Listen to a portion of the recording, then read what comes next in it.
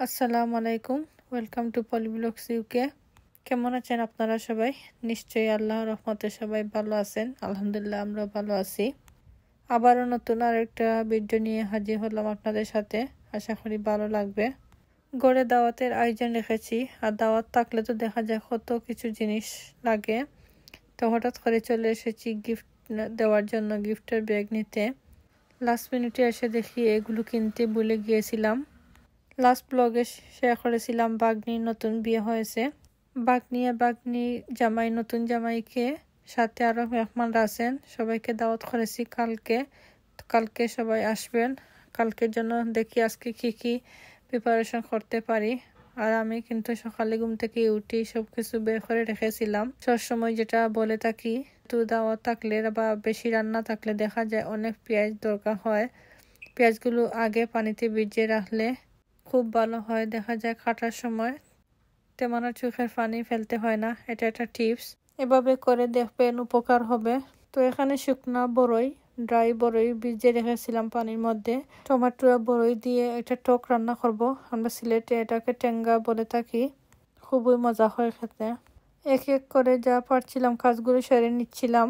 তো সবগুলো কাজ কিন্তু আর রেকর্ডও করা হয়নি তেমনভাবে।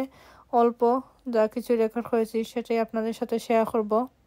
আর আমি সবসময় চেষ্টা করি কাউকে দাওয়াত দিলে বা কারোর জন্য কোনো কিছু করলে মন থেকে যতটুকু সম্ভব ভালো হওয়ার জন্য। সবাইকে যদি পছন্দ করেন, বলেন ভালো হয়েছে, তখন আমার কাছে নিজের কাছে ভালো লাগে, কষ্টটা সার্থক হয়। তাই রান্না বান্নাকেই বেশি ফোকাস দিই। রোস্টের জন্য চিকেন ফ্রাই করে নিয়েছি, আর এখানে মিট রোস্টে দিয়েছি। মিটের মধ্যে আলু দেব। আলুগুলোকে সামান্য হলুদ দিয়ে একটু তেলে ফ্রাই করে নিচ্ছি। এভাবে আমি মাঝে মধ্যে দিয়ে থাকি। দিলে হয় কি, আলুটা শক্ত থাকে, নরম হয়ে গলে যায় না, আর দেখতেও সুন্দর লাগে। রান্না বান্না কিছুটা সেরে নিয়েছি, আর এখন ভাবলাম একটা দই বসিয়ে দিই। দই বসানোর জন্য মাত্র 3টা জিনিস নিয়েছি: এভাপোরেটেড মিল্ক, ইয়োগার্ট আর কনডেন্স মিল্ক। এই 3টে উপকরণ একসাথে দিয়ে ভালো করে মিক্স করে দইয়ের মিশ্রণটা তৈরি করে নেব। একটা এভাপোরেটেড মিল্ক কানের সাথে একটা কনডেন্স মিল্ক কান দিয়ে দিয়েছি, আর হাফ ইয়োগার্ট। মিশ্রণটাকে ভালোভাবে মিক্স করতে হবে। একটা হ্যান্ড ব্লেন্ডারের সাহায্যে করলে ভালো হয়। পরে যে পাত্রে দই বসাবো সেই পাত্রে দিয়ে দিলাম মিশ্রণটা। আমি কিন্তু দইটা মাইক্রোওভেনে করে দেখাবো। আমি সবসময় এভাবে মাইক্রোওভেনে করে থাকি, খুবই সহজ।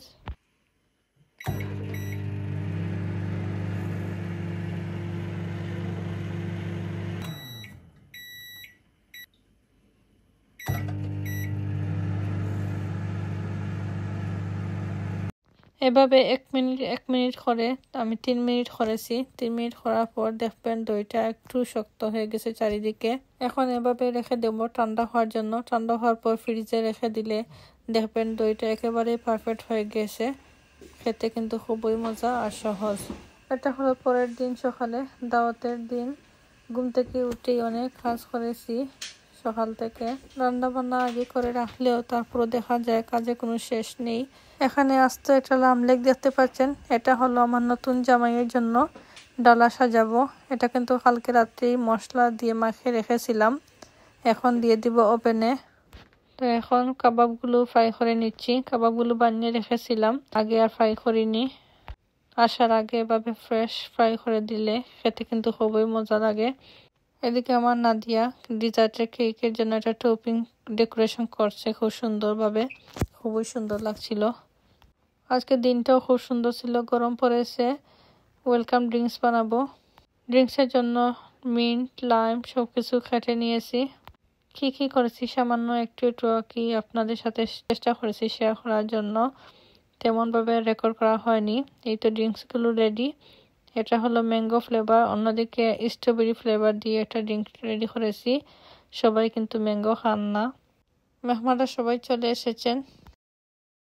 নতুন জামাইয়ের জন্য ডালা সাজানো হয়ে গিয়েছে। এখন সব শালিরা মিলে নতুন দুলাভাইকে নিয়ে খাওয়া দাওয়া করবে। এটাই সবচেয়ে দেখতে ভালো লাগে।